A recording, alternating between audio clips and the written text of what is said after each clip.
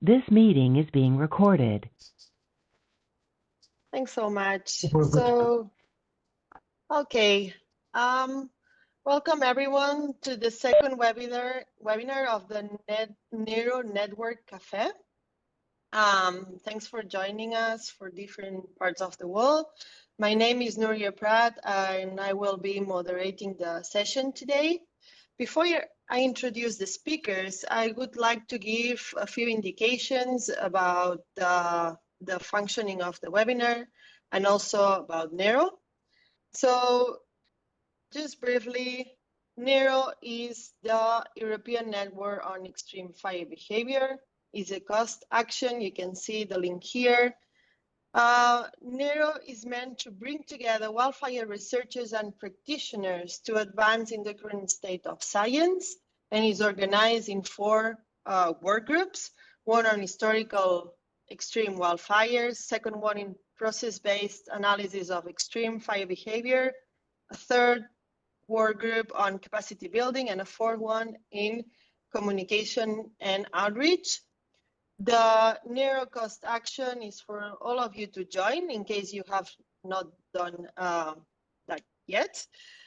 You can follow the updates on the different actions that are carried out, and you can also join and get involved in the different work groups. So please go to the link here and join the initiative.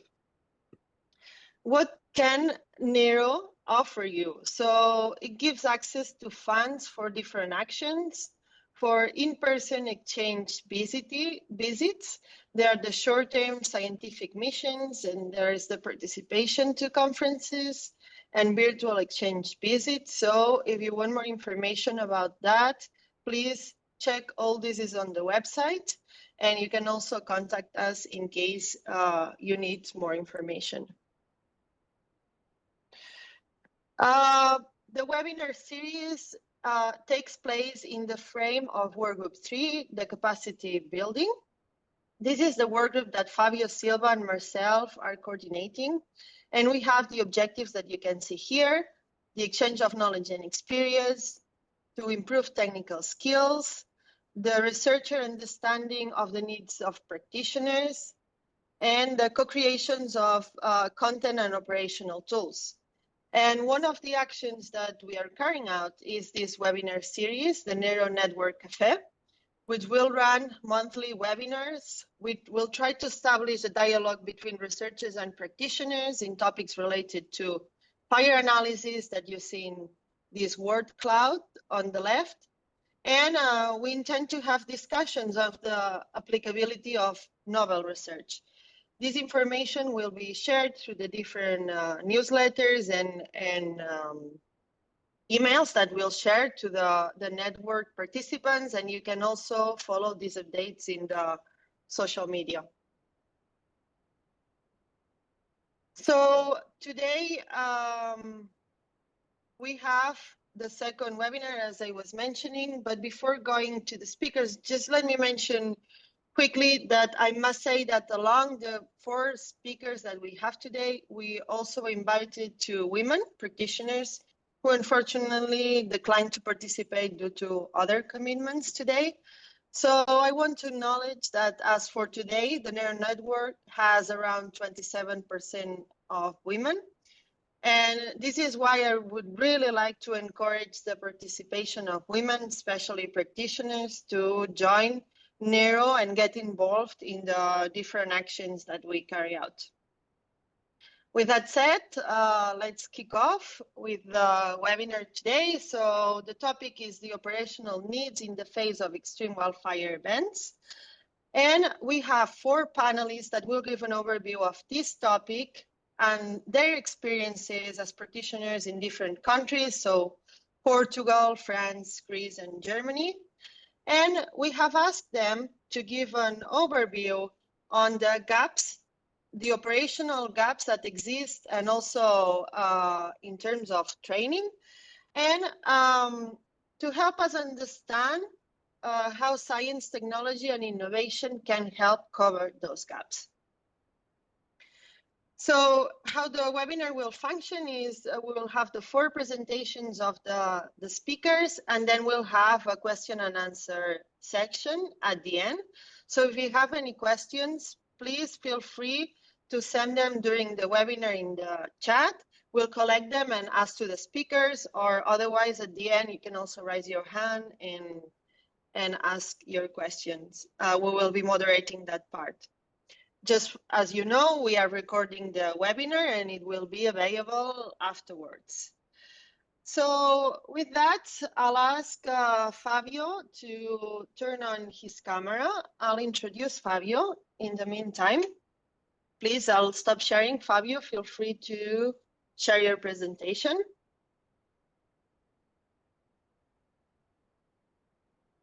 All right. So Fabio Miguel Martins da Silva. I see you here, Fabio. Yeah, thank you. He's graduated in sociology and with a postgraduate degree in forest fires. He's a firefighter in Portugal since 1998, and in 2005 joined the Special Civil Protection Force. He was part of the creation of the GAUF, which is the Specialized Unit on Fire Analysis and Use of Fire, in 2011. And he has been the national coordinator of that unit since 2013. And he finalized this commitment in February 2024, so this year, because since then he's been in a long-term leave to pursue his PhD and develop work on fire analysis. So Fabio, it's great having you here presenting the perspective from Portugal. So I see the presentation.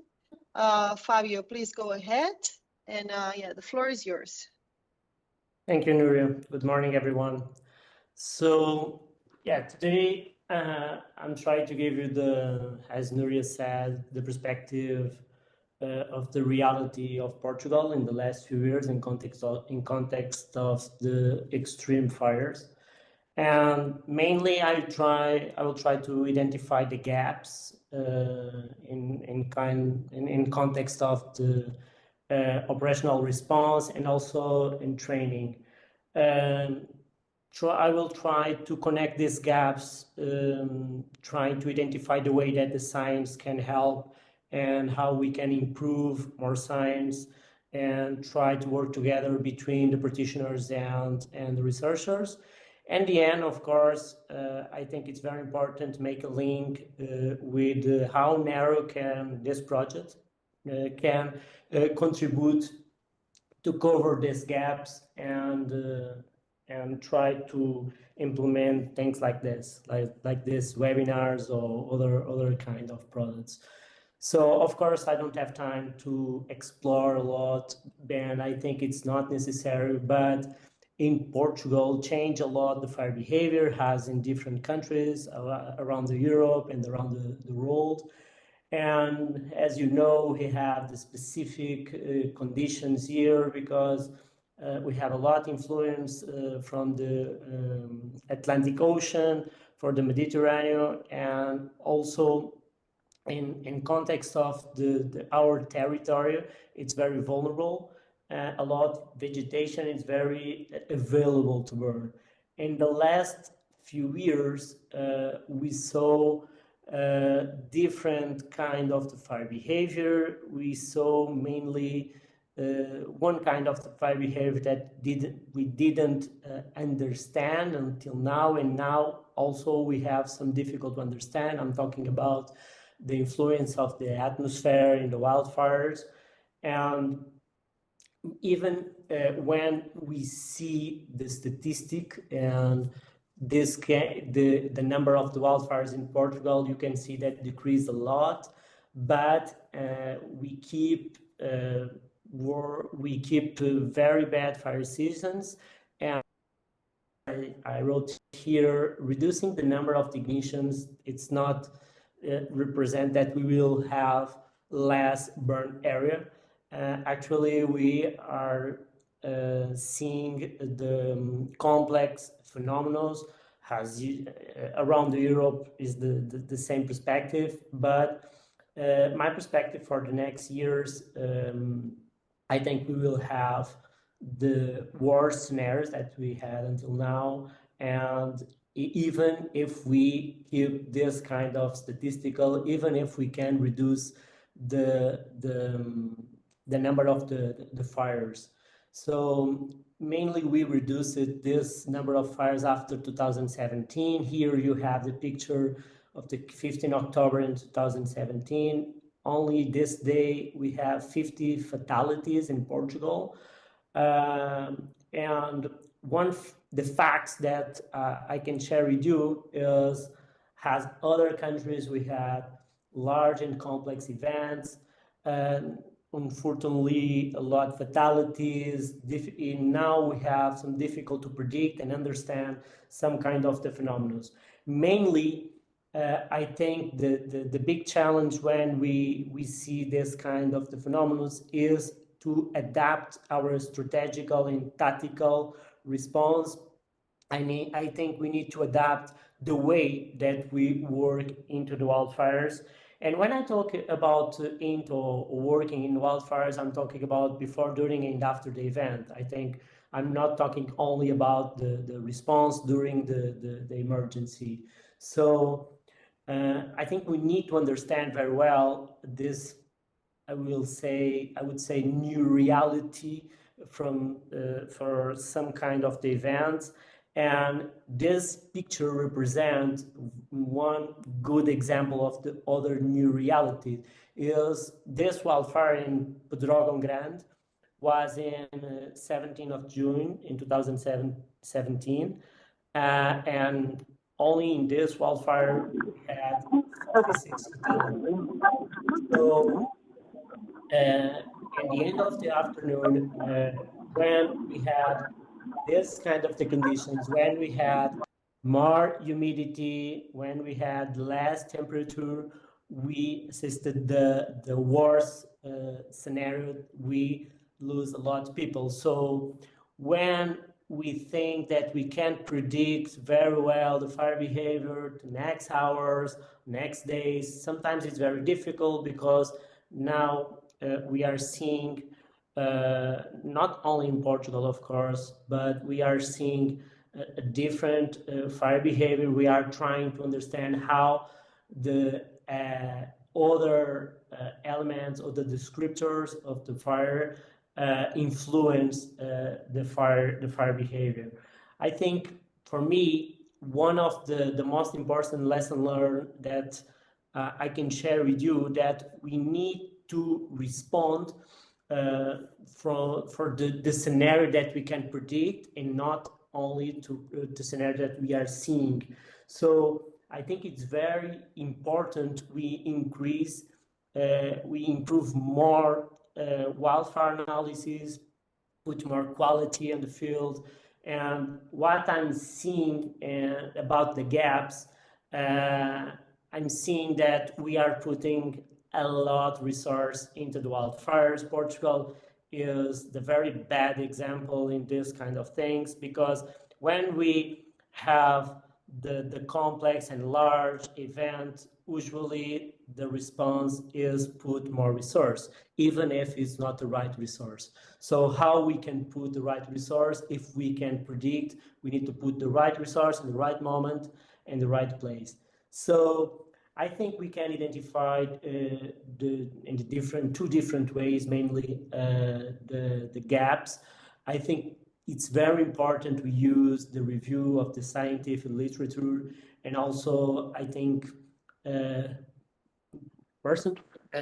people like me as practitioners, I think, need to see the case studies. I need to learn more with our case studies. So more resource do not represent better results. I think is the very big gap, because we around Europe mainly we are putting a lot air resource, more people, more trucks, and in some moment we don't have the right resource. And one of my lessons learned in the last few years in Portugal was that for the large wildfires, usually we don't need too much people. We need the right resource in the right moment, and usually is during the night. So other important thing is for these complex scenarios we have very difficult to predict. Other important thing is today we have more information that we can manage, and I think it's very important we translate this kind of information, use the technology in order we try to communicate better.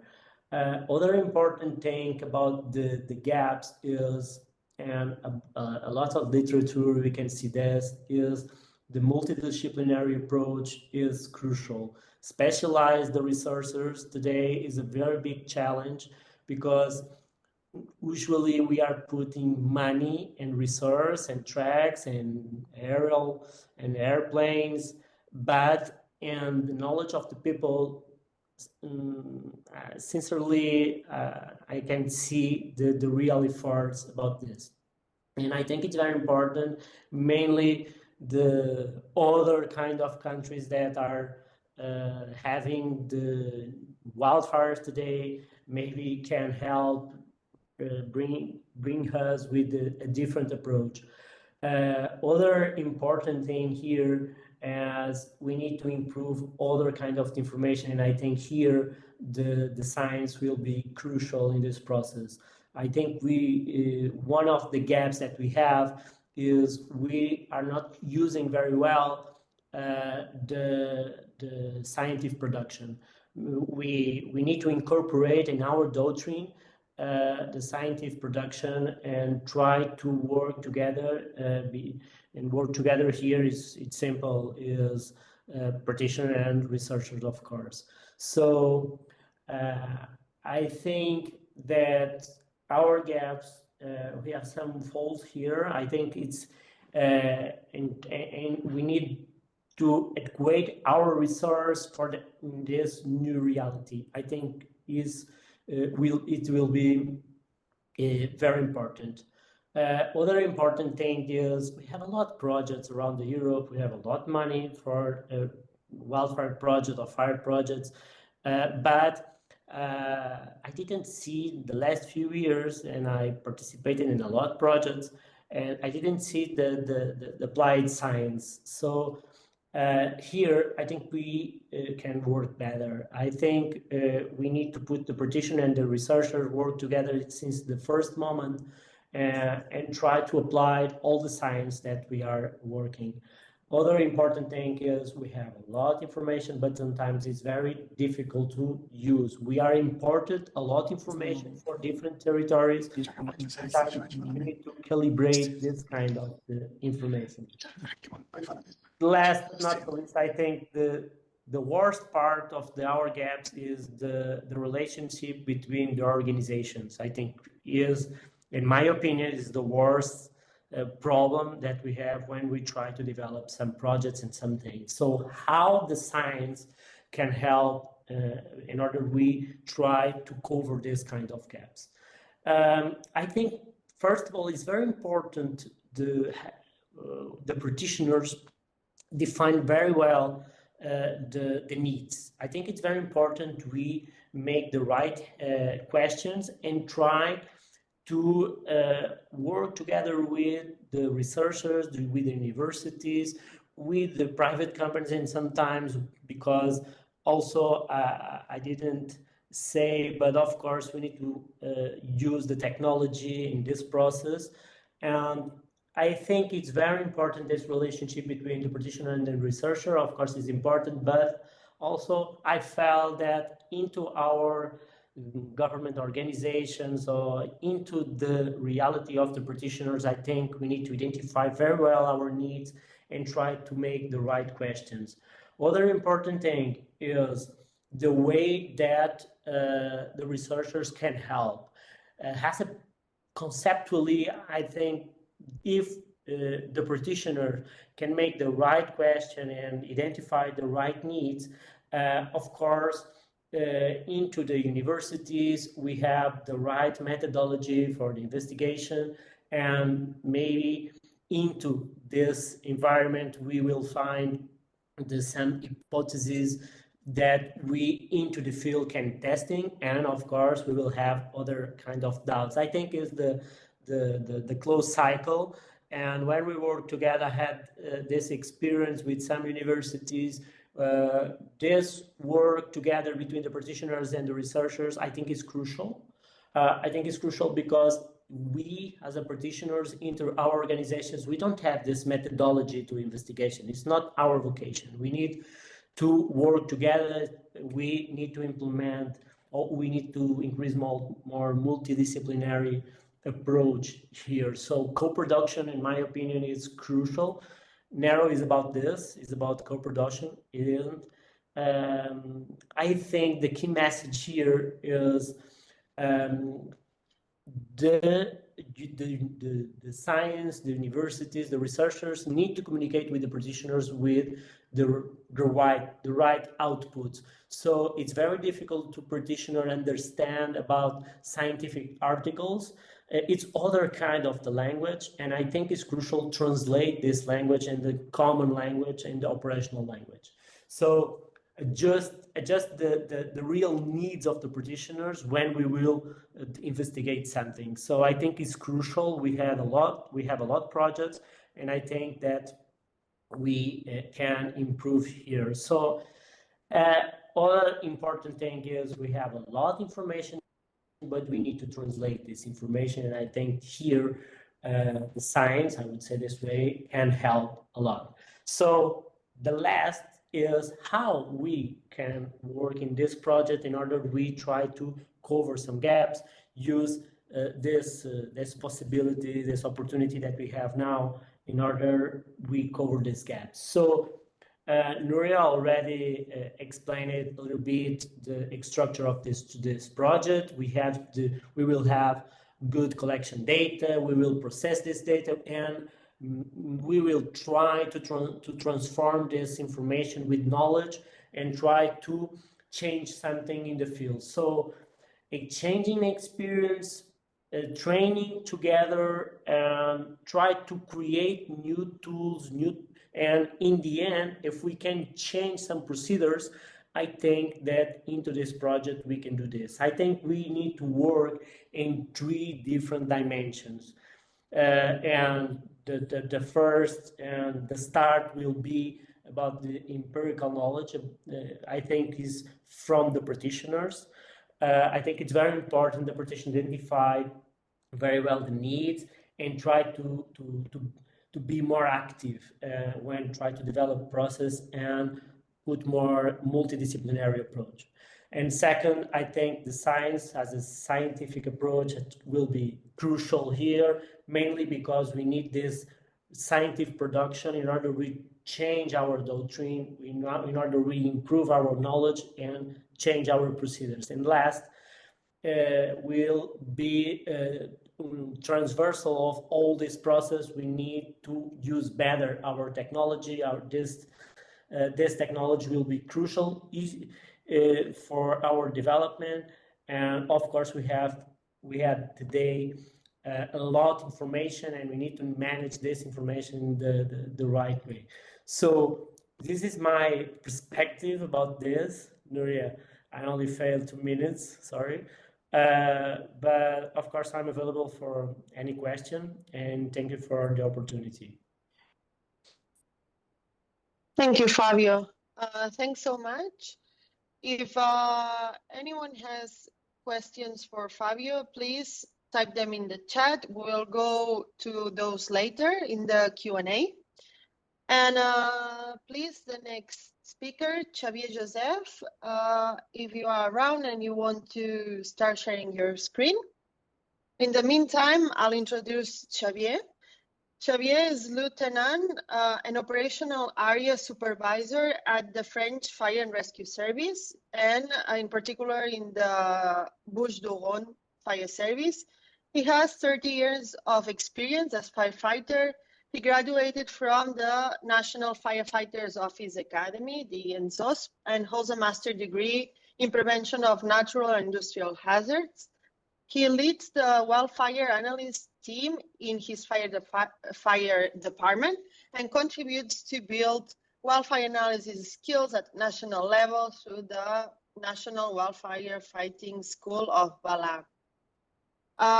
Xavier, I think we can see your screen perfectly. So please go ahead with your presentation. Well, so thank you, Noria. So I will try to do my best to have a good English for the presentation, but I hope everyone will understand my French accent. So I will go on. So first I will explain you the French situation and where we are in France in the topic of wildfire and specifically extreme wildfire. So the first thing is just to give you a bit of context of French context, is that our national strategy to deal with wildfire is to provide an initial massive attack.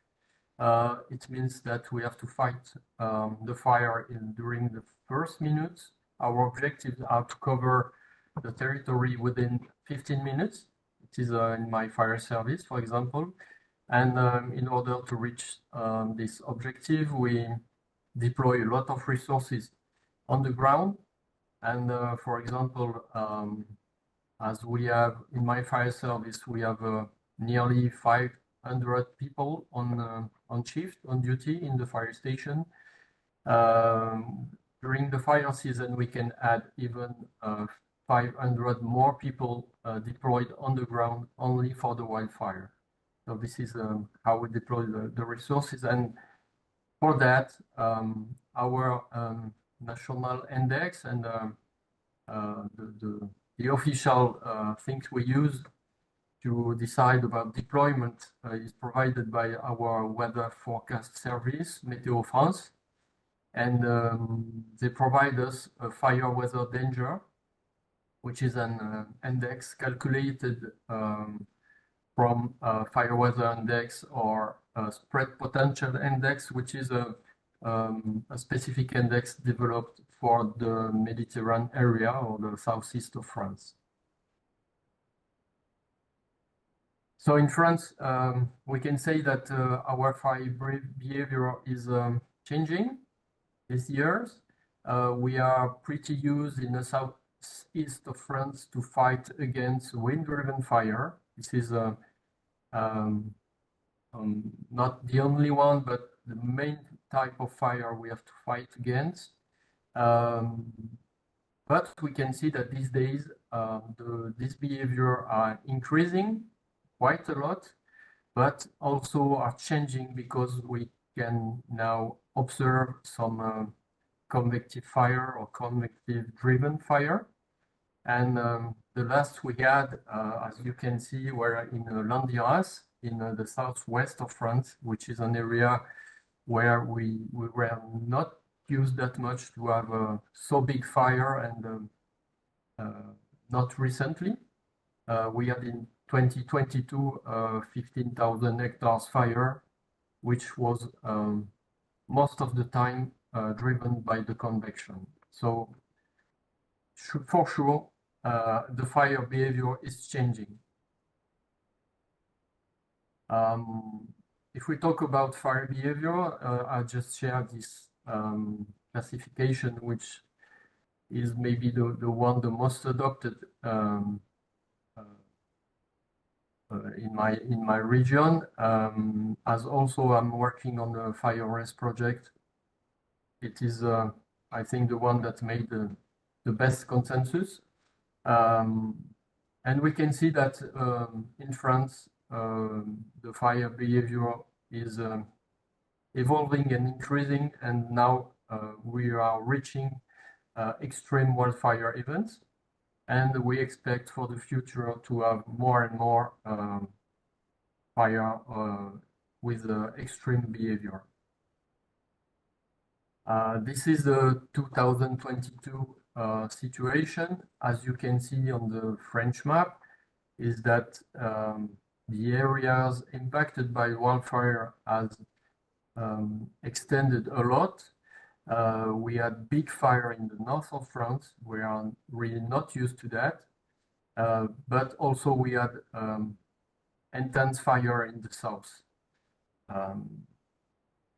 And you can see that the evolution of burnt area has really increased in 2022, which was a quite particular year, but we expect to meet more and more year like that in the future.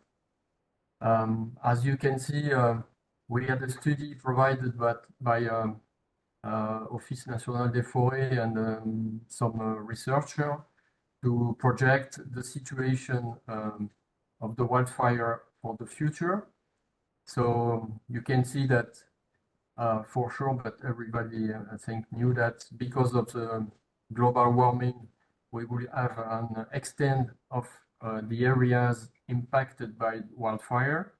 But one thing that we didn't see at the first step is that we will have a very big, very high intensification of the fire in the areas that are already impacted.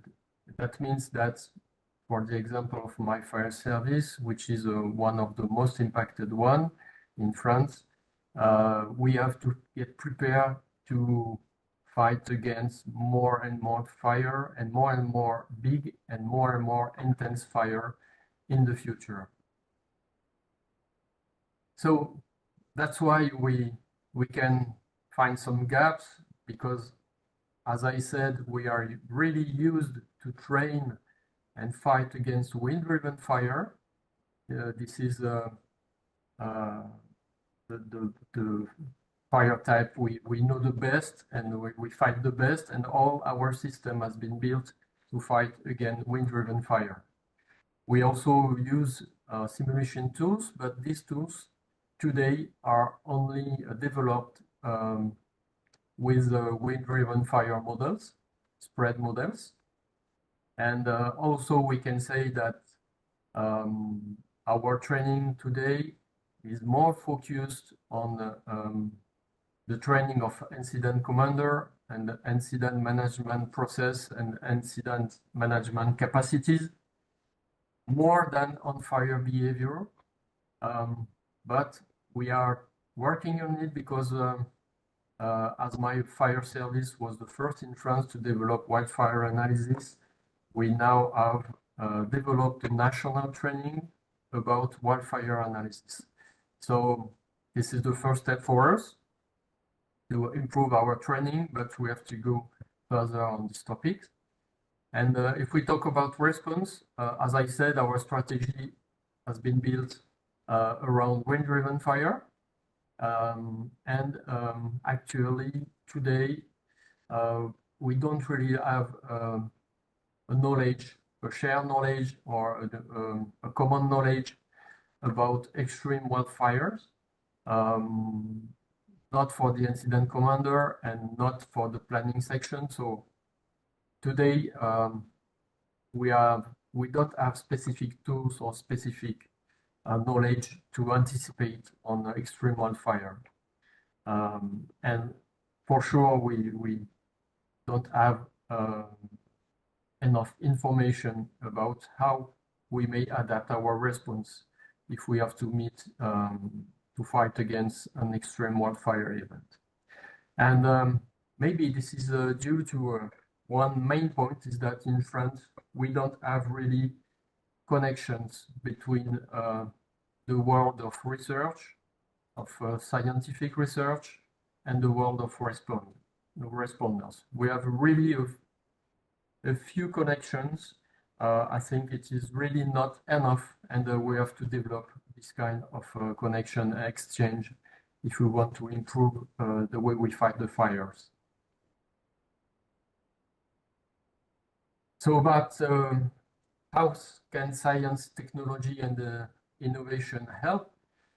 For sure, the first step for us is to understand better and understand well the phenomenon of a wildfire, extreme wildfire, and its consequences in terms of fire behavior on the field, in order to have a relevant decision making about response and then about training. We need to build a knowledge about how to identify or anticipate that the fire is becoming extreme. Today we just fight the fire as we see it, but we need tools, we need knowledge, we need things to help us anticipate and then maybe have a little time of advance on the fire. So for that, we need to know what are the conditions that drive the extreme wildfire event and what are the dynamics that are inside this event. How does it work? How does it occur? How does it happen? And maybe if we want to forecast this kind of event, we will need some indexes or some scientific process or tools to simplify the way we can anticipate and forecast this kind of event. And maybe the main topics or the main things about this, you can see maybe the domain that are concerned by this knowledge, but the big question is how do the interaction between fire, plume, and atmosphere work? Maybe it's the point. How can NERO contribute? I think that I'm really happy to see that we have this kind of project because I think that NERO is the good tool, the first good tool to link the scientific community to the responders' work, because we have to build a common knowledge, we have to build together a knowledge that could be understandable by practitioners, because in France, it is the main point is that scientific speak scientific and practitioner speak practitioner, but at this moment we don't really have a good translation between or translate between these two words. NERO maybe can bring some knowledge about indexes or parameters that can help us monitor and warn about possibly extreme behavior occurring. Maybe NERO can work on forecasting methodology to anticipate the days where we may have extreme wildfire events. We need also practical tools and models that we can put into our training tools. For example, our simulator are now working only with wind-driven models, but maybe we will need some extreme wildfire models. But we can do this only if we have all the knowledge before about these events. And maybe also if we have the knowledge of this event, a good knowledge of this event, then we will be able to prepare the citizen to adopt a good behavior for prevention and also during the events.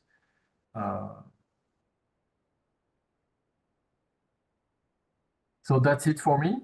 Thank you for your attention, and I'm happy to be here. Thank you, Noria, for your invitation, and I hope I was clear enough, and I'm open to any question. Thank you very much, Xavier. Excellent presentation and very clear. Thank you. I welcome the next speaker now, which is Ioannis Camperos.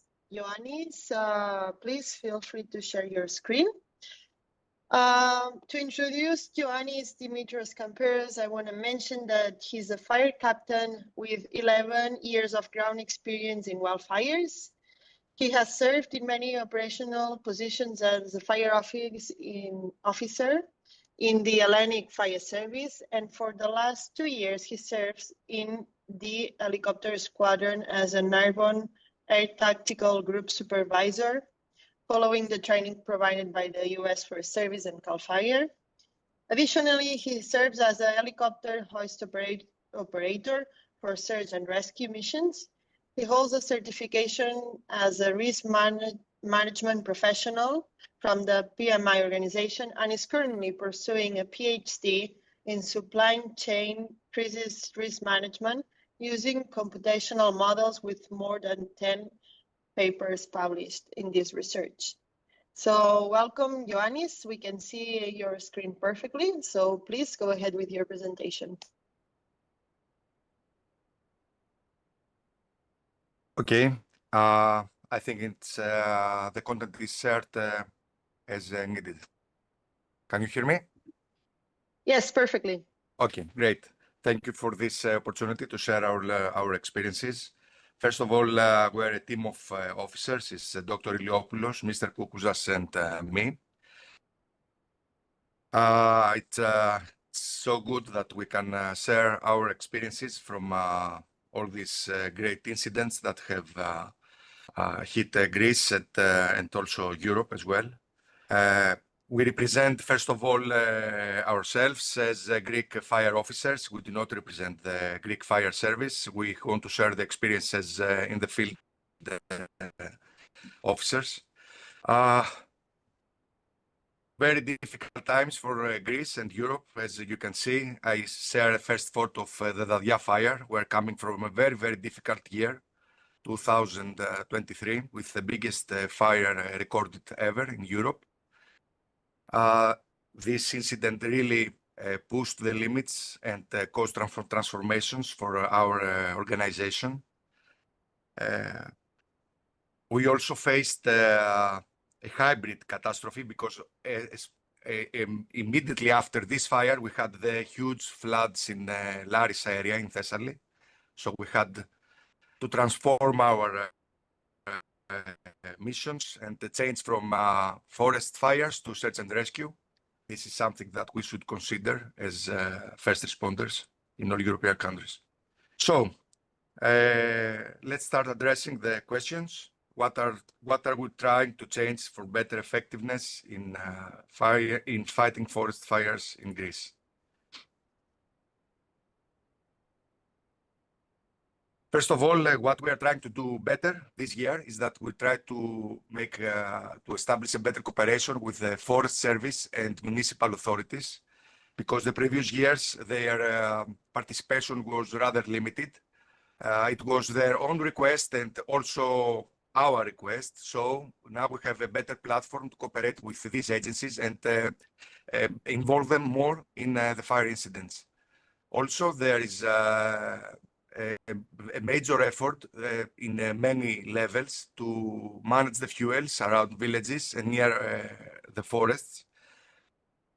There are tougher penalties established for the arsonists, either as an arsonist from negligent or deliberate arsonists.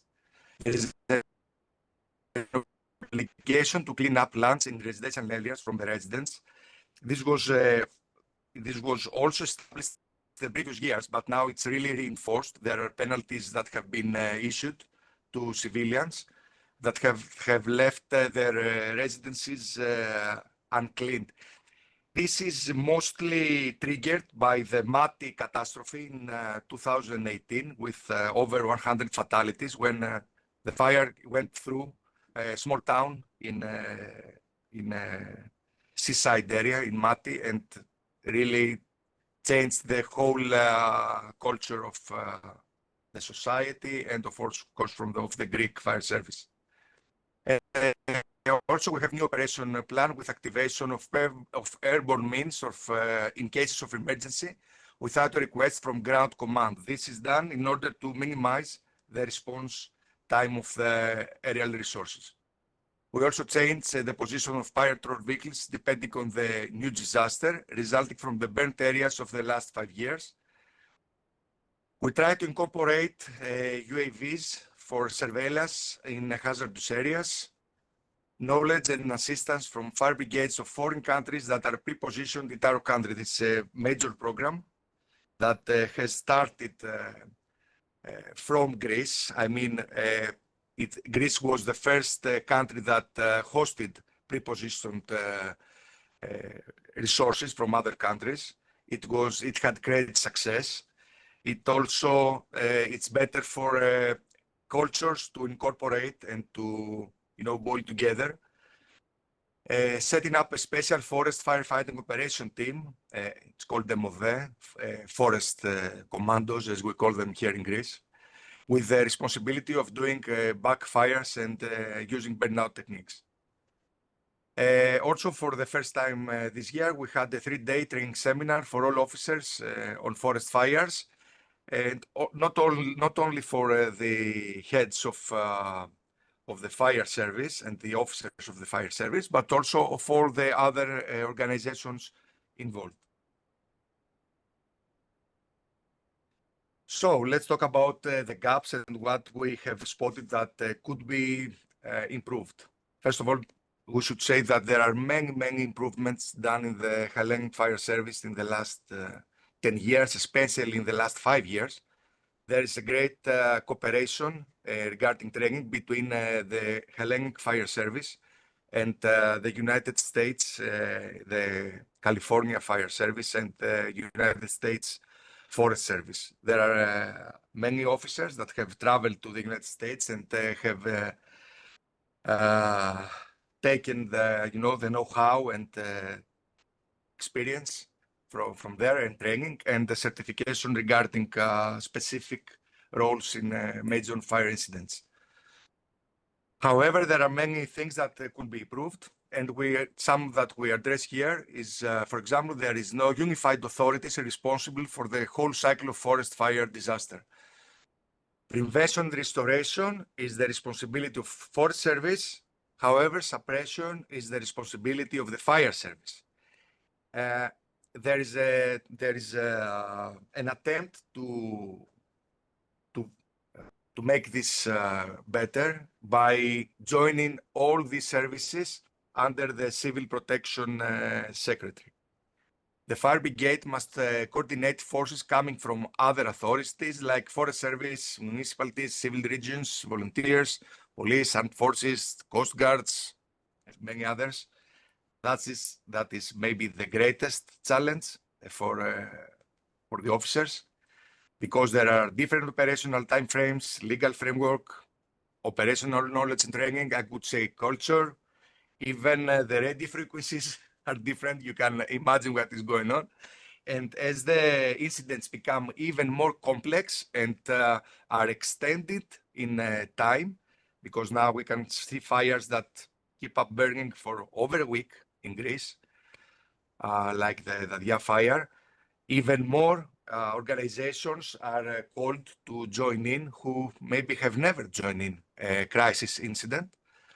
And we need to immediately find a way to cooperate, to find a common ground, and to make this work. In each major incident, the officer in command is the most senior officer responding. This senior officer, of course, is always an officer with great experience, with great knowledge of forest fires. However, he's not necessarily the person who has the best knowledge of the area all the time, every time, and the specific conditions and the history of areas in the area. However, most of them need call advisors to support their decisions, but there could be an improvement there. Maybe if we could establish a regional-based decision-making system by utilizing the regional officers and even more. There is a lack of systematic training of firefighters in forest fires. This is true. We try to improve it. It's not easy, even because of the funds. Greece is coming out of a very difficult economical state. However, the help from the European Union is major, is very significant. It has helped us a lot to develop our capacities in terms of facing these major fires. However, this is something that should be improved.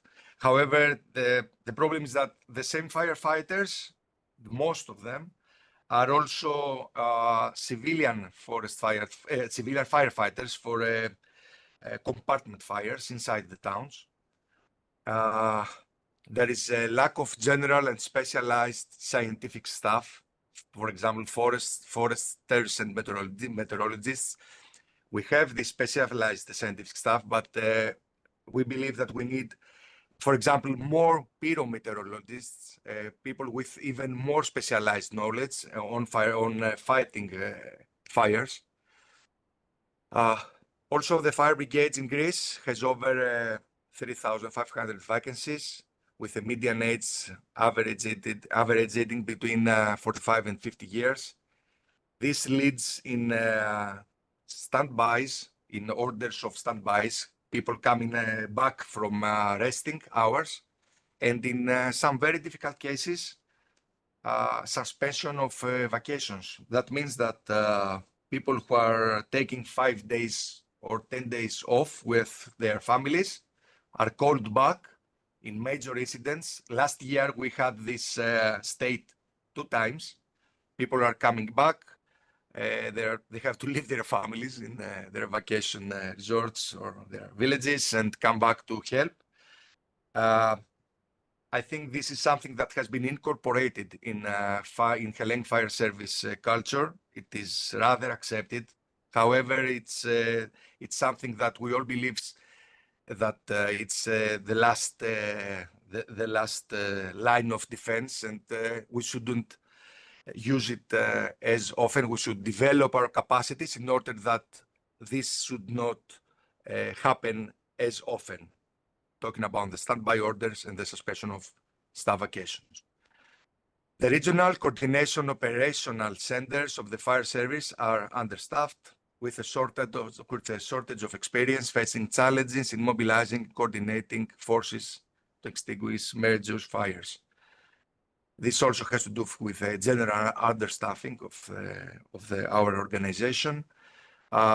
We utilize many human resources that do not have the experience that is needed. They get the experience, but as long as they try to gather experience, to collect experience, we are facing many difficulties. We have the Hellenic Fire Academy that should upgrade even more in order to face these new challenges with a dedicated, sorry about the typo, teaching staff, and create a forest fire training center for systematic teaching and practical training of firefighters. This should also be followed by clear established procedures regarding participations of firefighters in training schools. There is a huge demand of firefighters to participate in schools. However, the challenges are limited. But we should also mention that for the last, I think, 4 or 5 years, maybe less, 3 or 4 years, we have a new training center that was made possible by the foundation of Niarchos Foundation, who gave a new state-of-the-art training center in Nea Makri area that has really upgraded our capacities as Hellenic Fire Service to train not only our officers and firefighters, but also the volunteers and also other organizations. However, it needs to be fully used. It needs more people to work in this organization, in this establishment, in order to make the best use of it. There are not established procedures regarding, as you said, participation on training schools. There is not an assessment procedure regarding the assessment of the scientific personnel of fire service. There are not dedicated scientific team to systematically support the forest fire brigades operations. We feel that we need to incorporate more science to our operations. We need more scientific staff to be on the field, to be near to support the decisions and make them more efficient.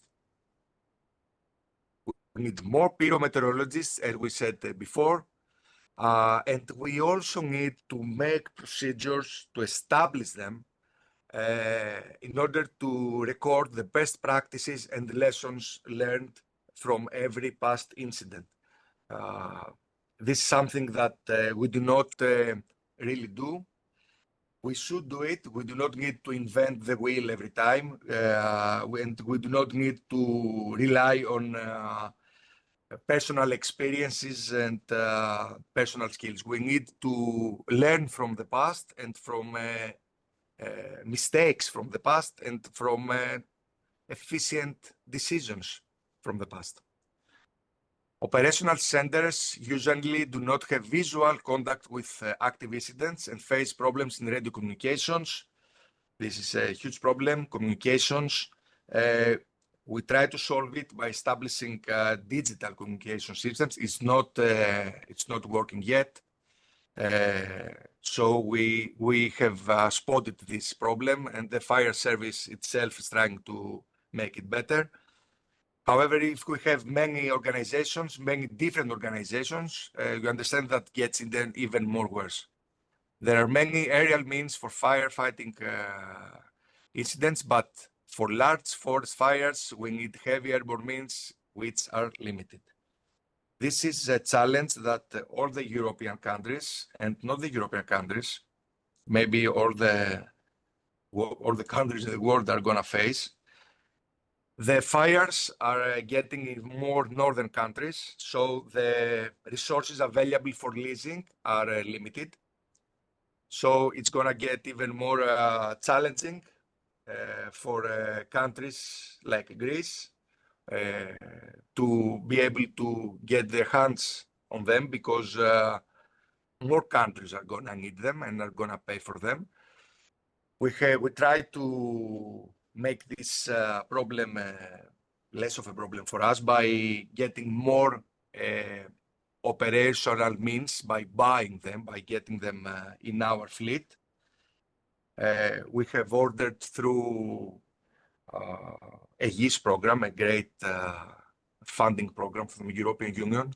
We are trying to get over 20 different airplanes and helicopters in order to support our firefighting procedures.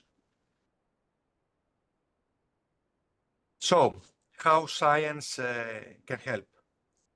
We believe that satellite imagery is a great tool. They could help us prevent and estimate the risk of fires by make measures of moisture content of the fuels, develop better decision support system based maybe on simulations, installation of mountain weather stations and surveillance cameras with online connection to personal centers, and also develop of operational models for forest fire simulations. This could help us make better decisions, as we said before. And how especially NERO could help by creating a platform where all players are interconnected for better community coordination, networking of different scientific organizations, exchange of lessons learned and best practices, and as a last suggestion, interaction of theory and practice in the field of operations. This was our suggestions and our experiences from the Greek reality regarding forest fires. I would like to thank, of course, you for this great opportunity to hear from the others and also share our experiences and suggestions. I repeat that this is a joint effort by Dr. Nikolaos Iliopoulos and Adonios Koukouzas, Mr. Adonios Koukouzas with me. And that was all from Greece. Thank you very much, Ioannis, for sharing your experiences and putting on the table all the gaps and challenges in terms of operation. This is really very much appreciated. And our Thank you very much. final speaker today is Lyndon Pronto. Lyndon, please proceed to share your screen. Lyndon is based in the European Forest Institute in Germany. He holds a master's degree in environmental governance and often offers over 20 years of experience and expertise in wildfire management with employment, research, deployments, and remote support in dozens of countries in the Americas, Europe, Asia, Africa, and the Middle East. Lyndon also has years of operational experience as a federal wildland firefighter in California, US. Lyndon, we can see your screen perfectly, so please go ahead with your presentation. Alrighty, good morning, everyone. I'm going to talk a little bit about leveraging technology and innovation for fire management on contaminated areas and using Germany as a bit of a use case. So I'll launch right into it. So I think we all know that extreme fires and or fires that are more extreme than we are accustomed to in certain regions, especially in Central and Northern European countries, is increasing. I think a lot of us saw that study that came out a couple of days ago. There was a lot of talk about it. So I'm not going to go into all the statistics on how fire is changing in the German landscape, but here are a couple photos which I think sum it up very nicely. That in 2018, Germany had a little bit of a reality check again, and we had some pretty severe fire behavior, and even as recently as 2022, again, we had situations where a lot of firefighters were hospitalized because they were not foreseeing the changes in weather and fire weather. There we go. So if we look at some of the obvious operational response gaps, for a country like Germany, we have a lack of basic training among the fire service. The fire service is comprised of mostly, about 1.3 million volunteer firefighters, and they're responsible for responding to all sorts of calls. So basic training is absolutely still needed. Appropriate equipment, tools, protective equipment, these are all things that we need to get better at. Experience and awareness of wildland fire in certain regions that are not accustomed to fires is becoming an issue. And then, of course, specialized training among the general fire services is not really present in terms of understanding fire weather, fire behavior influences, which basically leads to a situation where the threshold of control is very different than the threshold of control for instance, firefighters in Spain or California or Greece or other places which have many more years of experience with more extreme fire behavior. So here's some images where you can see kind of the state of things. You still see wildland fires being fought with people with oxygen tanks on their back and full structural gear. We still have fire engines being burned up in very simple grass fires. Overall, we still have this siloed approach here. This lack of interagency cooperation, the prevention and holistic approaches are not as big of a priority, and we have a very big overdependence on water. So luckily these things are changing and changing actually, at a pace what's tolerable in my eyes. So we do have some changing things.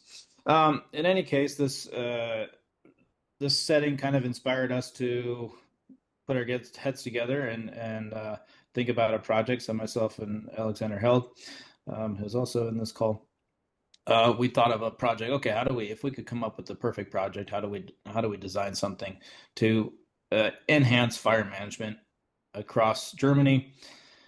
So we answered the call. There was lots of funding that was all of a sudden available for fire projects, and so we answered the call. We figured it's a good thing we have so much good practice to tap into from not only around the world, but there's also some organizations within Germany that have been working on this topic a little more intensively or starting to work on the topic. So we decided we'd collaborate with all sorts of different players. We decided we would engage with the private sector, and there's a relationship behind each of these logos. We decided to engage with NGOs and international organizations, and basically try and funnel a lot of what's out there into the German landscape and to make use of all the great practice, working with national authorities and universities from not just within Germany, but also around the world. We set up demonstration sites to say, okay, if we talk about a fire resilient forest, if we talk about fuel load reduction, if we talk about wildland urban interface, protective buffer zones, what does it actually look like? And so we went out and set up buffer zones in different states across Germany, or demonstration sites.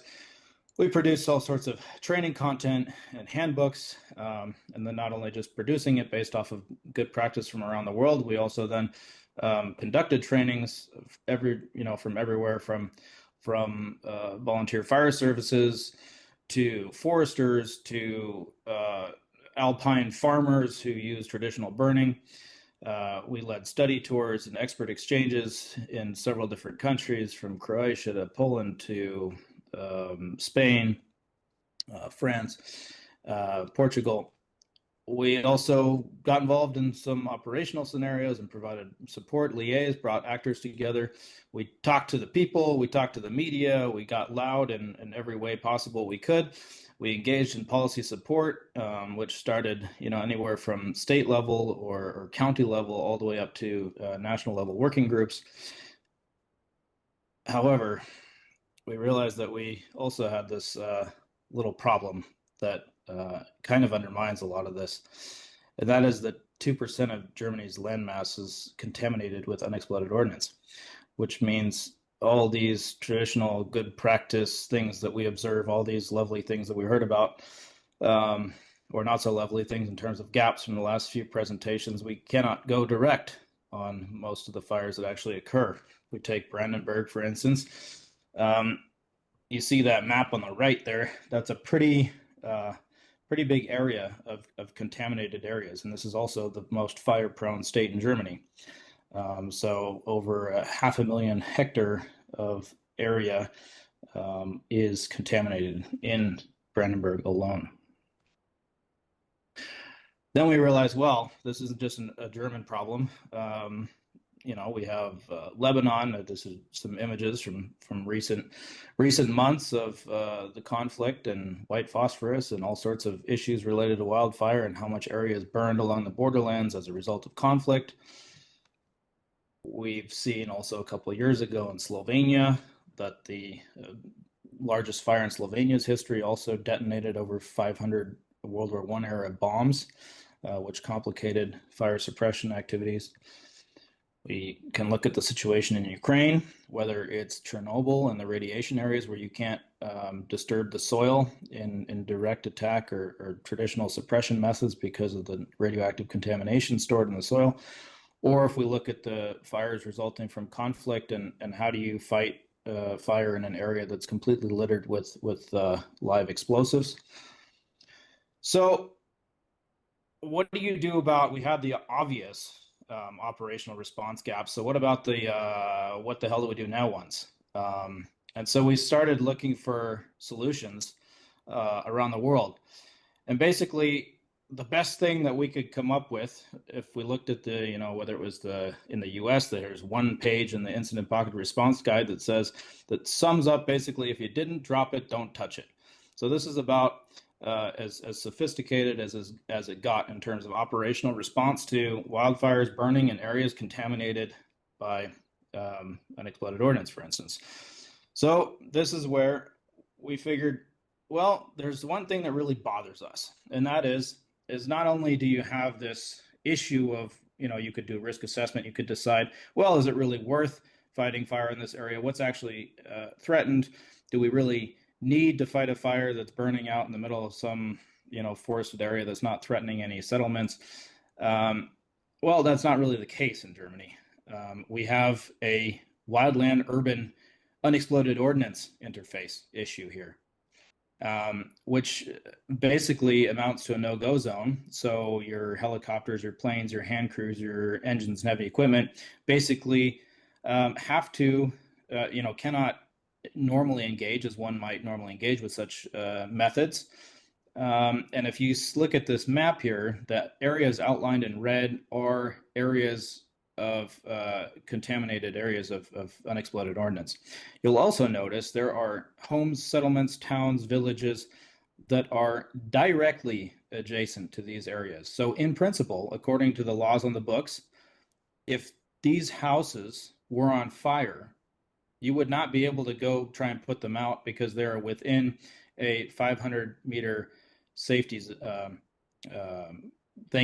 safety area codified by German law, which is if you're within 500 meters without sufficient coverage, you cannot do anything. So this really bothered us, and we thought, okay, we need to find a way so that we can still do operations within this no-go zone where people are actually living and where there's actually critical infrastructure and other areas where we couldn't otherwise do normal fire suppression. Since we have this issue, this is what it comes down to. So firefighting looks like this in these areas. On the top right, you can see a helicopter dropping water from a distance, which is, well, within 500 meters, so that's technically breaking the law. You also have, if you look a little closely, you can see that most of that water is basically evaporating, and if you take the tree crown into consideration, none of that water is getting onto the ground. Or you have, some repurposed old Soviet tanks that have been converted into water suppression tanks, kind of repurposing old tech to try and push your way through the forest and put fire out. Down below you have the German Armed Services with tanks that are basically cutting control lines. Or down right is a more common scenario, which is most of the firefighters just kind of hanging out on a road and just putting mass amounts of water into the forest, kind of in the general direction of the fire, hoping that if the fire ever gets to that point, that it eventually goes out and doesn't jump that road. So basically, we have a whole lot of very ineffective fire suppression activities when it comes to these areas.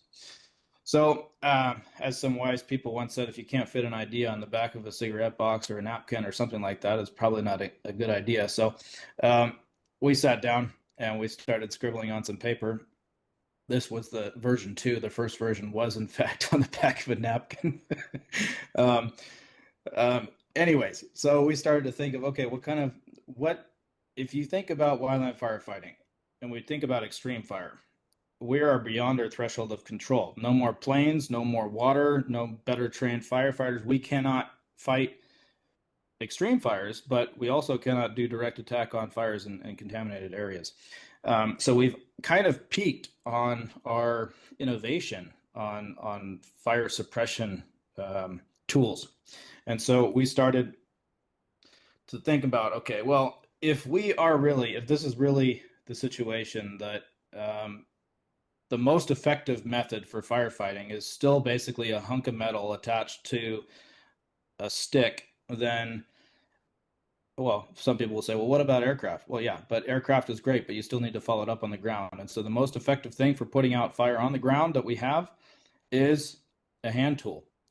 And so enter technology, and you look at, okay, well, we have all sorts of different types of technology, whether it's hardware or software. We have different levels of technology readiness level. But the burden of proof to actually implement these types of technologies is very high, and the resistance is very high. So while we were out there searching for different types of technology, which we could either repurpose for fighting fire on this type of terrain, and or technology that's under development, which is brand new, basically we observe a fire tech boom, which is kind of centered in Silicon Valley, but is flowing outward, where we have hundreds of millions of dollars being invested into new fire tech startups addressing this issue. So we decided, well, if we were to come up with some sort of concept and we were to canvas and look at what types of technologies are out there, maybe we don't see them as the solution, but we see them as part of a solution. We started to finally formulate a little bit of a toolbox or a portfolio, a compendium of different types of technologies and tools that one could deploy in such a situation. So we could start with the ultra early warning. So there's a company, Dryad, out there that's basically putting a sensor, a gas sensor in the forest, which is already detecting fire before potentially there's even open flame, before the smoke rises above the canopy to where a camera system could detect it, or spreads to the point where a satellite can pick it up. So this would be in high risk areas. It doesn't make sense to put these sensors all over every tree in the forest, but we could identify high risk areas and start there, or we could identify these zones along the settlements. The picture I showed earlier of the no-go zone on the wildland urban UXO interface. Then, we've been working with Bosch. It's another major company which been trying to get into the wildfire market here, and so they've developed a drone which is basically a non-line of sight launch drone that can sit anywhere in an office, and they can take the sensor detection from Dryad. They pick it up with a deep GPS signal. They launch a drone to go send it out real quick and see, okay, is this an actual fire? What's the situation? That will send a live feed back to a command center where the response forces can then take a look at what type of response is necessary, basically get a situation report from the air as resources are incoming. Or in the case of UXO areas, one could potentially then start to think about some of these tools like docking, which is a Croatian demining company, which has been used all around the world in some of the worst situations. So we decided, and Alex has been working on this project for nearly 10 years, trying to get docking to Germany to try it out on these areas.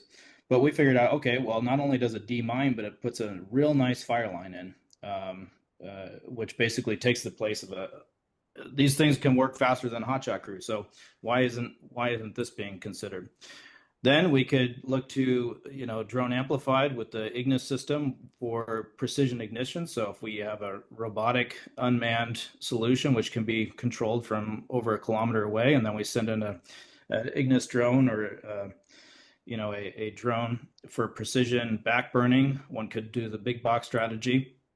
We could then zoom back out. We could use capabilities like Aurora Tech's thermal imagery from their fire sats,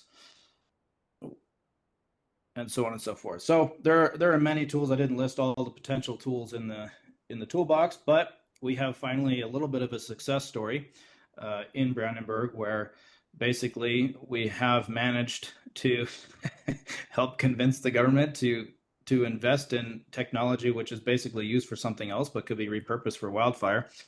And now we have a way where they've now purchased an armored commando vehicle from the Czech Republic that could coordinate things from a more close distance and still be protected. They have the MV4, which can cut fire line and demine at the same time, and then they have the MV10, the large one for multi-purpose, either for suppression or could be used in all sorts of other scenarios, for everything from industrial fires to terrorist attacks. So the fire tech future is already here. The hunk of metal on the end of the stick is still a go-to method for us, but we also have some pretty major developments on the horizon. And the way that NERO can help with this is we can join, we can network. These networks are crucial. One interesting thing is that a fire is burning on these contaminated lands where we so far cannot do anything. That means that we don't intervene. So most fires, when we're fighting, we're changing the course of the fire spread. It makes our study a bit warped. So if we're studying extreme fire behavior, then we're also needing to somehow factor in the fact that we're controlling that fire behavior. So our understanding is going to be somewhat tainted, if you will. And so these types of fires are an opportunity to look at, okay, what happens if we can't do anything about the fire? It's just going to do what it does. Of course, better understanding, any outputs from NERO for better understanding this type of fire behavior in inaccessible areas is even more crucial, especially if there is critical infrastructure nearby. And extreme wildfires and fires burning on contaminated lands have this commonality of often direct attack is not possible. So how can we explore synergies in these approaches? So the punchline would be that, yes, we have some serious operational gaps, the traditional ones, like we probably heard from many other countries. But if we put the suppression paradigm aside, what the extreme fires that we have are largely a product of our poor land management. Ignitions are still a product of human behavior. Land abandonment is still a major influencer, especially across Europe. And so is overly aggressive suppression, so basically fire exclusion. So mostly everything comes down to land management and vegetation management and people management.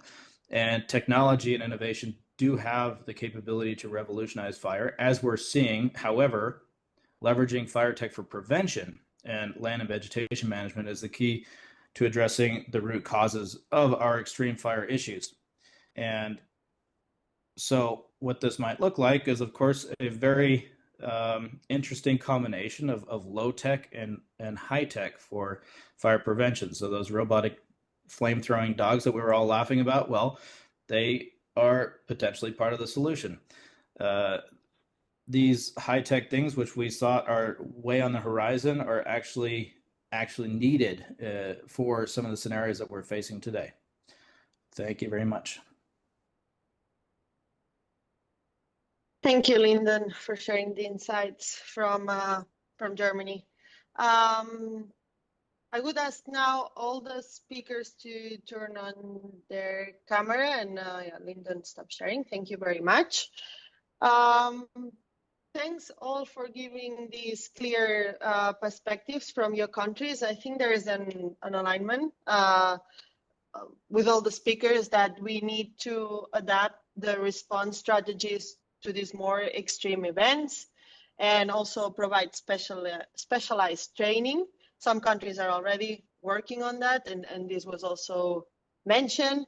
Science and practice need to work together in different dimensions. This has been said for a long while, but we need to prioritize there because there's some science that's needed for yesterday, no? And we need to really catch up on that. So there's no time to lose in that end. That is where NERO can be a bit efficient in terms of creating new knowledge or to improve understanding of fire behavior, support decision-making. Different countries have different needs. We need more integrated fire management approaches. Our speakers have highlighted that. Interagency, cooperation, interdisciplinarity, also among different actors.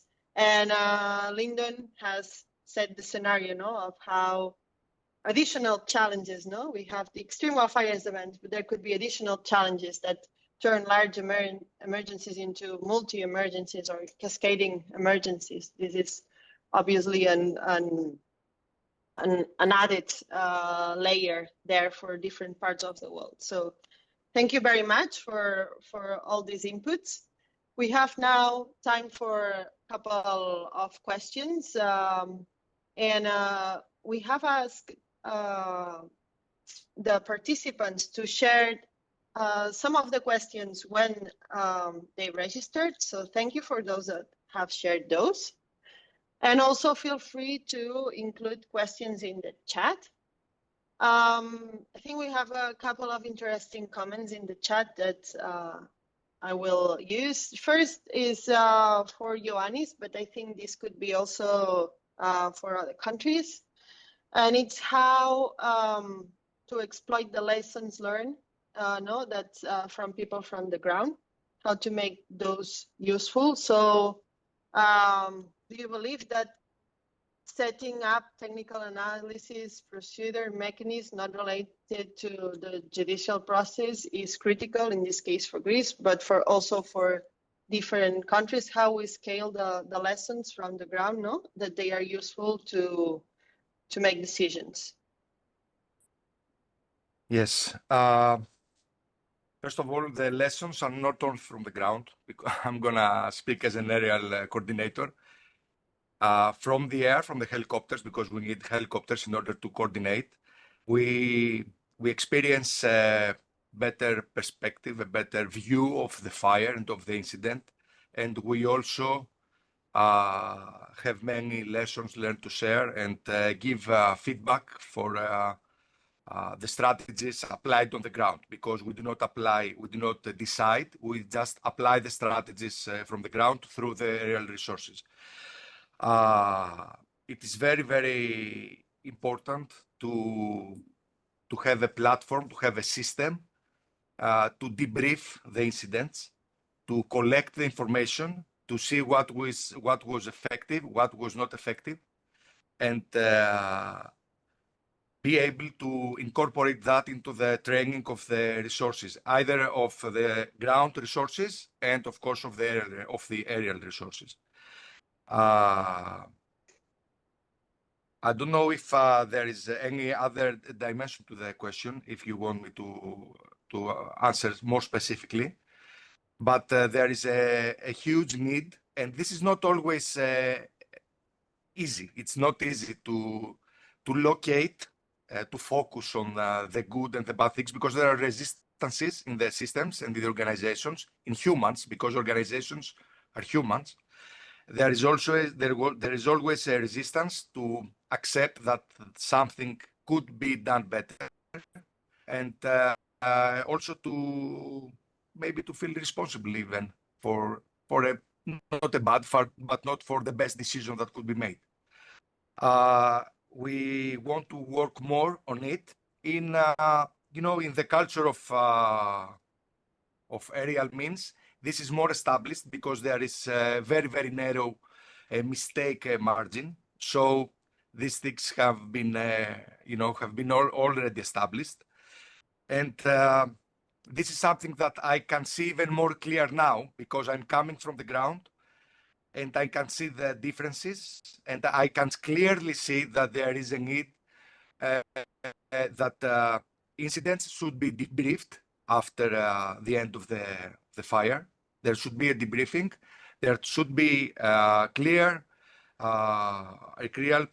procedure that should record what was gone wrong, what was effective, what could be improved even furthermore, so that future decisions can step on these past experiences. Thank you. Any other experiences from different speakers that you would like to share?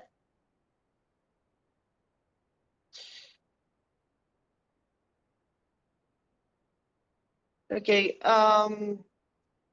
Thank you, Ioannis. There's another comment here on resources from the New South Wales Bureau of Fire Service in Australia. Some of you mentioned the number of resources you have and the challenges of managing the staff. And I think, Fabio, was you mentioning that not more resources would mean a better response. And here's the example from Australia, 3,000 staff, 70,000 volunteer firefighters. The culture of volunteers in Australia has been very strong and remains so in rural areas.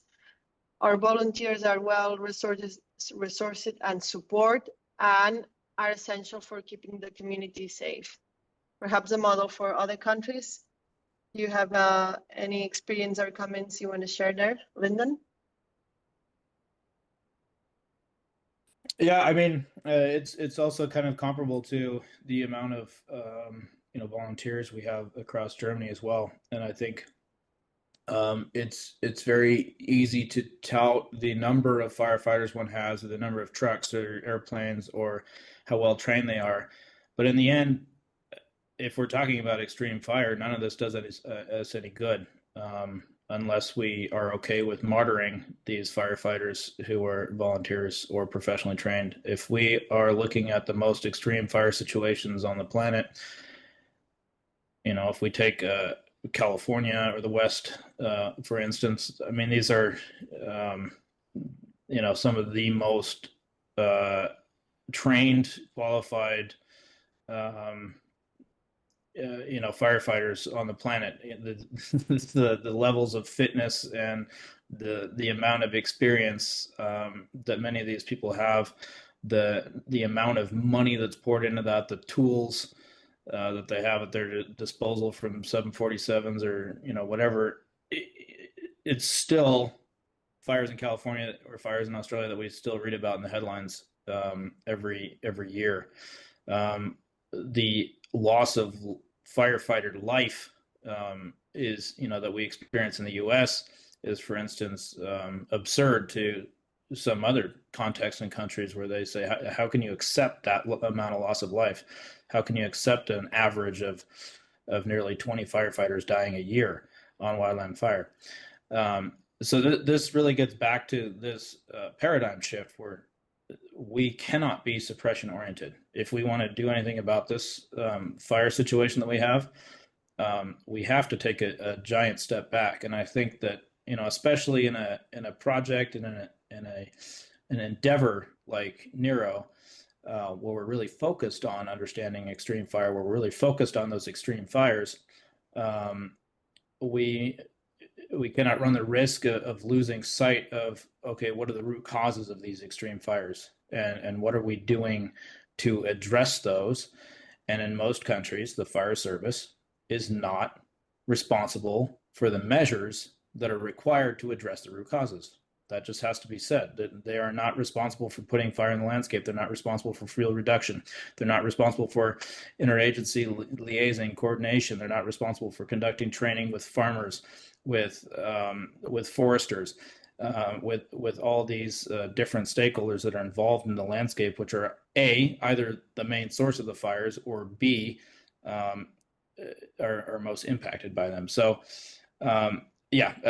once again, the message is, and what I tried to point out in the presentation is, we like to focus on the high tech and the innovation for firefighting, but we need to look at, okay, how do we pivot and say, how do we leverage the mass amount of money that's flowing into the sector right now, the multinational corporations that are getting involved on the fire topic because they see money to be made there.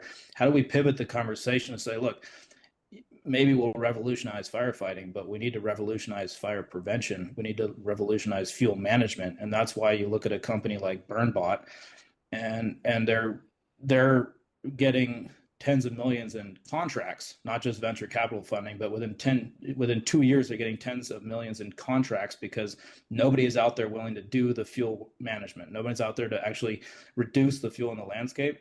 And I think that says a lot about where we're headed, is that the real success stories are going to be those people that are not going to be doing the glory work of firefighting, but are going to be doing the glory work of mild fire instead of wildfire, and reducing fuel, which is really glorified work. Thanks, Lyndon, for sharing your point of view. Thank you very much. Any other comments from the speakers? Okay, I think Nuria, sorry, I think Ove has go ahead. raised his hand. Yeah, Ove, go ahead.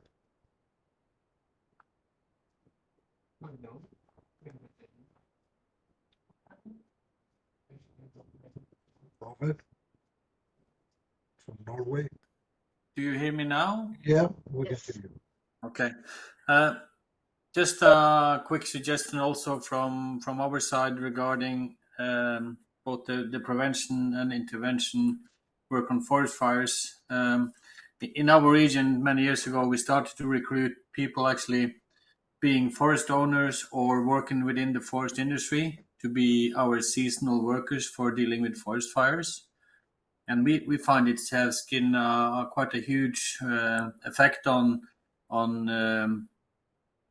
letting the people who own the forest and are working in the forest take care of the forest and beware of the danger for forest fires.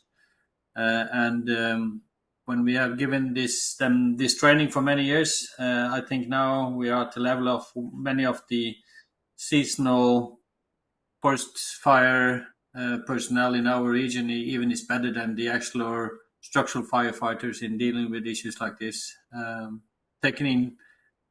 Applying the techniques of prescribed burns and technical fires and active fires also. So that's just a suggestion to think about also in your regions. Thank you. Thank you, Ove.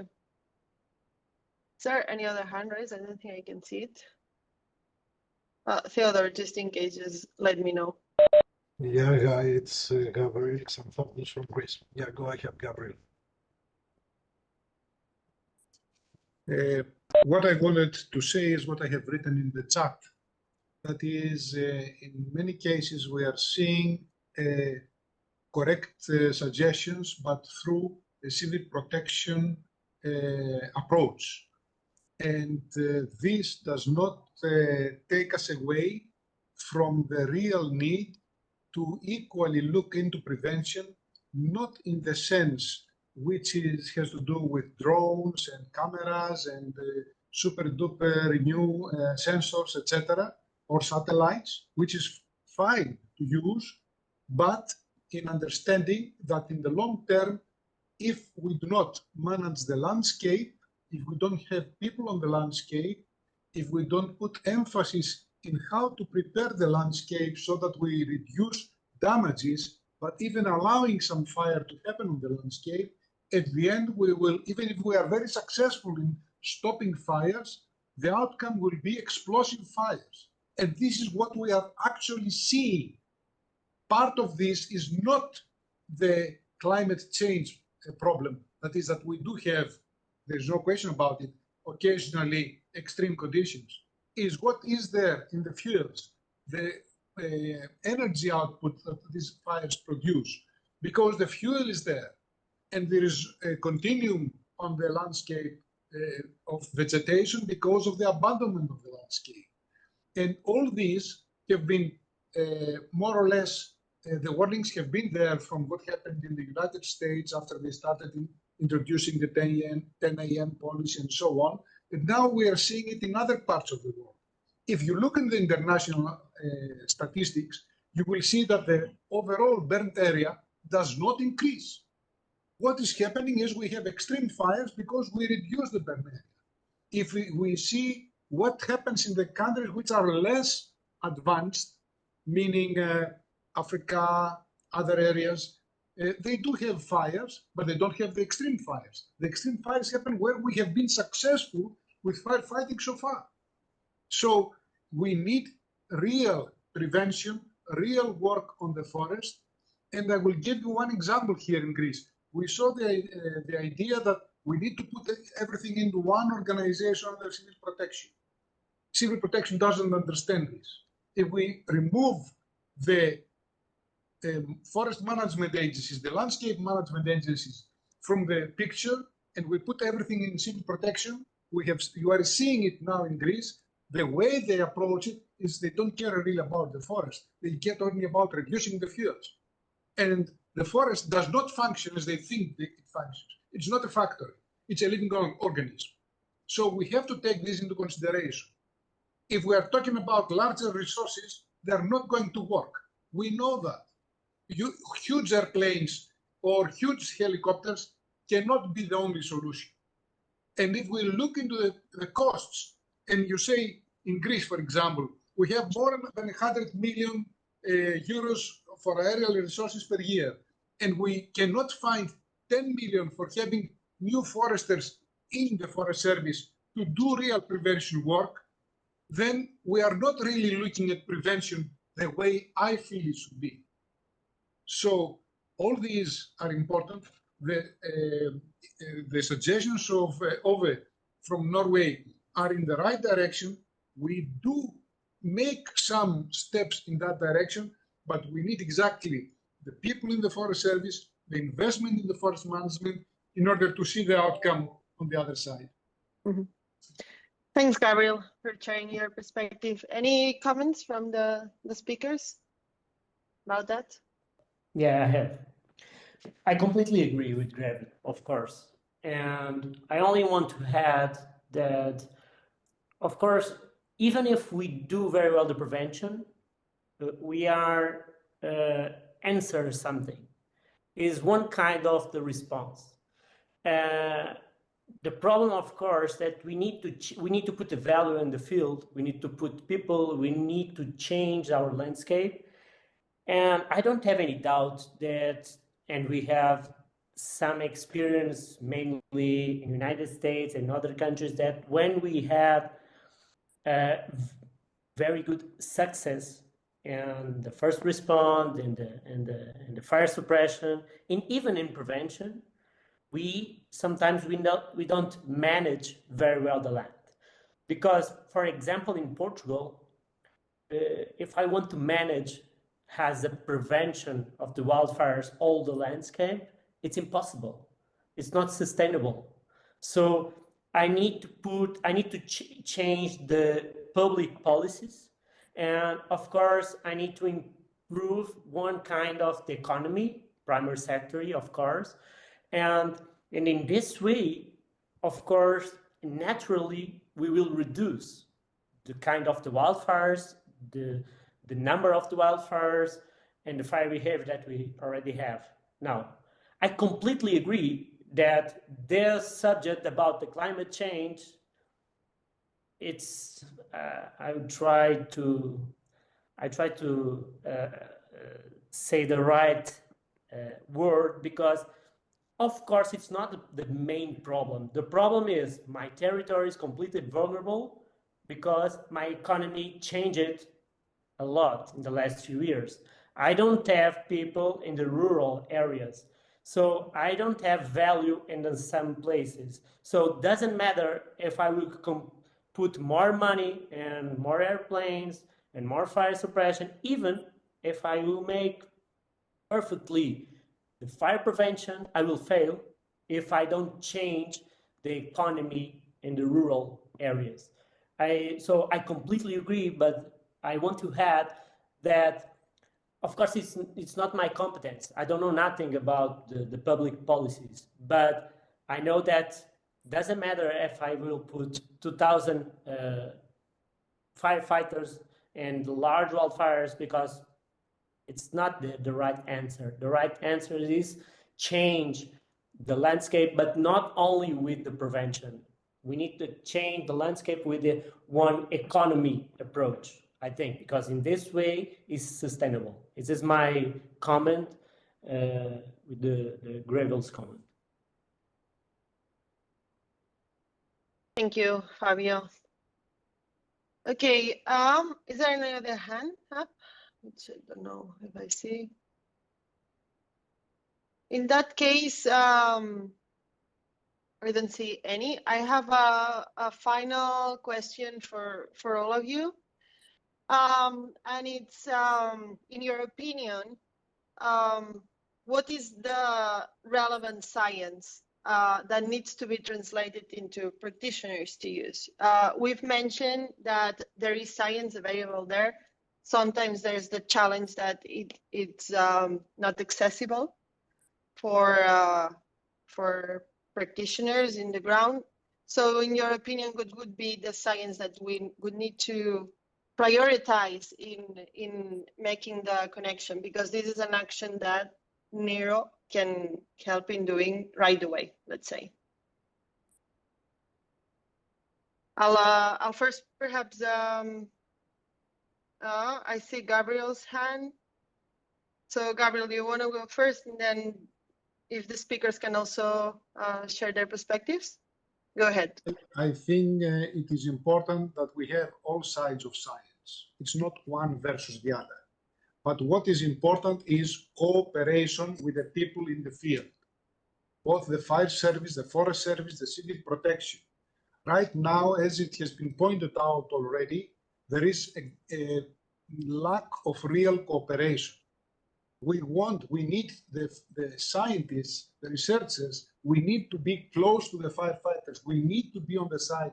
We need to see what they are lacking, and which, as an observer, we can see what's going on and we can start collecting data. But if we are not there and they are trying to describe afterwards, there are always filters.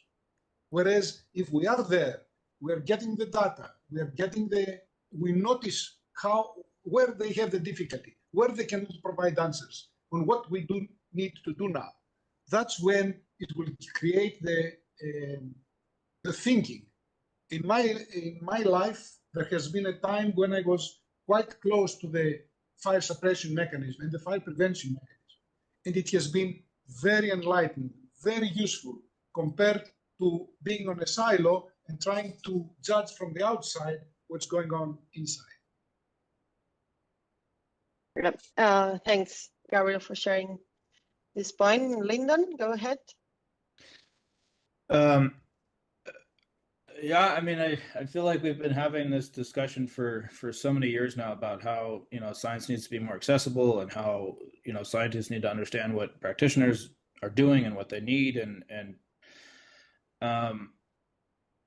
I feel like we've kind of run into the wall with that. There's so much available knowledge and science out there that it would take decades to translate that into policy, which would then trickle down to actually changing anything on the ground operationally, which is why I see the bridge there being the private sector.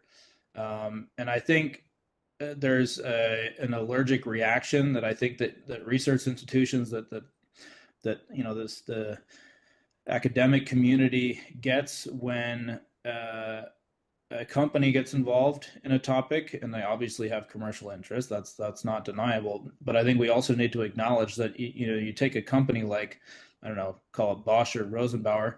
These companies have entire research departments. I mean, that is what they're not just of course, just casually in the pursuit of science. I mean, they're obviously trying to research for something that is applicable for a product or a service, which then is useful for the practitioner community. I mean, this is what they do every day. This is their whole objective, and I think inherently the academic community is not necessarily hyper focused on producing outputs which are somehow to be converted into something actionable for practitioners on the ground, whether it's a firefighter or a forester or a farmer. And so I think this is an important gap that we need to fill in, because they have, not only are they conducting all of this research, they have financial resources which are often way beyond what the academic community has available to them, and they can just do things, right? And that's where the operational community can't. They're constrained by red tape. They're constrained by standard operating procedures. They're constrained by all the constraints that one has when you're operating within a civil protection system or something like that. And so for the private sector and for these companies to come in with actionable products, services, solutions, I think this is the future. And I don't think I'm alone in thinking this. If you look at companies like Aurora Tech, if you look at companies like some of the ones that I've shown, I mean, they are whether it's Aurora Tech or Techno Silver or whatever, these are private service providers that are coming in and they're filling the gap. They're not producing necessarily new science or new knowledge, but they're producing products and services which are actually actionable, and we can actually do something about the things that we've identified and that we've talked about in these webinars and workshops for years and years and years. And I think that's the key point where we need to move past the kind of the demonization of the private sector in terms of offering us really tangible, salient solutions for on the ground problems, whether it's suppression or prevention or preparedness or community relations or whatever. That would be my 2 cents. Yep, great. Thanks, Lyndon. Xavier, and then Ioannis. Yes, just wanted to say that I totally agree with the fact that we need a very close cooperation between scientists and the practitioner and responders to have a practical answer to our issues. But moreover, we, as a extreme wildfire, are multi-parameter phenomenon. I think that we need several sciences to solve this issue and to understand this phenomenon. So we for sure we need that the researchers are able to work together with the responders, but researchers have to work together each other to help us understand this phenomenon. I think that only one science won't solve our problem. Thanks, Javier. Ioannis? Yes, first of all, I would like to share a thought that I have heard from several speakers, especially from Norway, from Germany. They are trying to incorporate even more technology into their fire fighting systems and fire prevention systems, and this is, of course, necessary. Science and technology also go, they go together. However, I'm thinking that after my experience in the United States, that I don't know, maybe high-tech solutions introduce even more risks into the procedures, more moving parts in the whole system. New problems are gonna surface. What I saw in the United States is that, as I mentioned before, I think from Javier, was that they have no resources problem, maybe especially in training, airplanes all over the place to train people. Money is not an issue. Technology all over, tablets, applications. However, the aerial coordination was done with a piece of paper, a pen, and the human mind. I don't know if relying on the technologies is the way to go. Because as I said before, this will also bring more risks. So regarding the sciences that we should maybe rely more on, Dr. Xanthopoulos said so many great things. We are so with him on all these suggestions. We live it together in Greece. We feel the fuel problem on the ground. We know that we need to do more things about it. There are steps towards this direction. More things are need to be done in order of coordination. We believe that we should also take advantage and make more research on human geography. We need to understand the correlation and the connection between human activities and fires. We also need to understand why fires start. We need to find the connection between the characteristics of the societies that trigger more fire risks and human activities that also are involved with the risks of fire starting in all these forest areas. Thank you. Thank you. Appreciate it, Ioannis. Fabio, I see your mic on. Go ahead. Yeah, only your specific question, I think it's important. And this kind of projects, I think, answer very well. In the last few years, a lot of the scientific production, I think that in today we have some difficult to apply the scientific production. I think the most important thing is put the researchers, the universities into the real operations, see the real needs, and I think in this subject, the organizations are very responsibilities in this.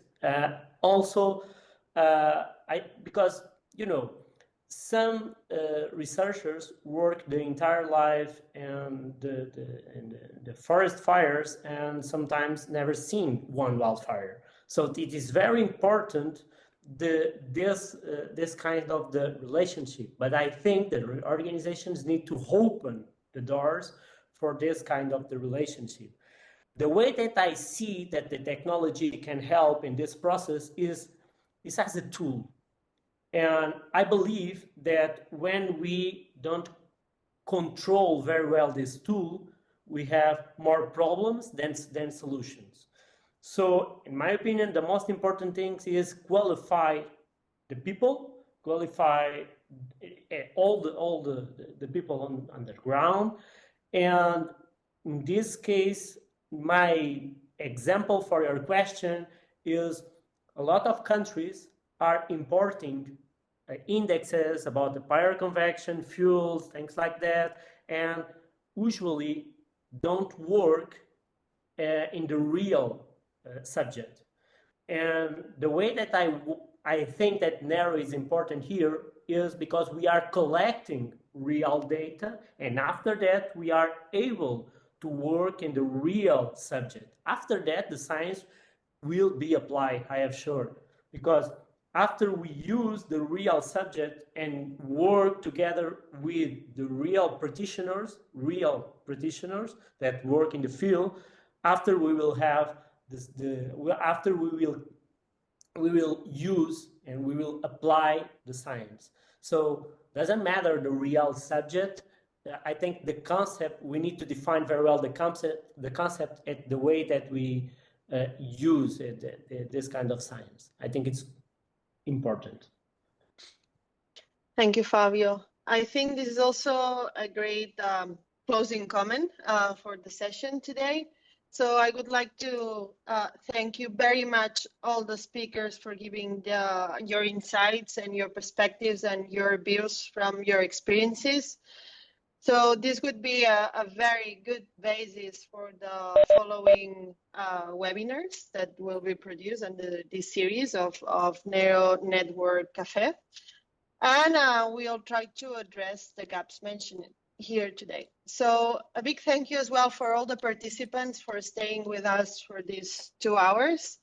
And a reminder that the recording will be available in case you want to have access or you want to share that afterwards.